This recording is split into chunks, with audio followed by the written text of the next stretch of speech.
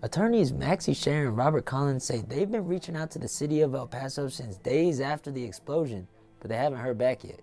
They're now calling out for information on the incident and access to the scene. We haven't gotten answers as to the cause or the origin of the fire, and things are not supposed to explode.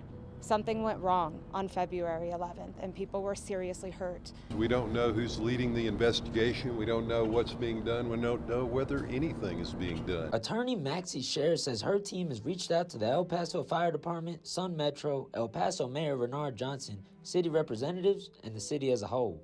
The main thing she wants is permission to access the scene of the vehicle explosion at the Sun Metro Operations Facility in East El Paso. The explosion happened back on February 11th. We can understand they need to do their work and they need to have the time to do it. We want to help them do it. I've got an expert who is ready to go, who has 42 years of experience in determining the cause and origin of explosions just like this one. Scherr and her colleague, attorney Robert Collins, say they can't file a lawsuit until the investigation is done because they need to know who's being held responsible. They say time is of the essence. We've got to get the evidence before it's lost. In a statement, the city of El Paso says portions of the structure have now been stabilized, but that the site is still not safe. It says, quote, "Significant hazards remain, including structural instability, hazardous materials, oils, and gases.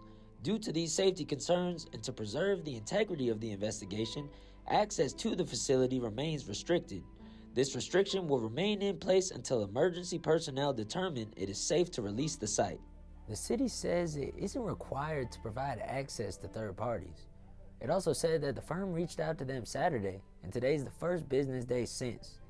And while the firm says that they represented several victims, they wouldn't provide any names when we asked them.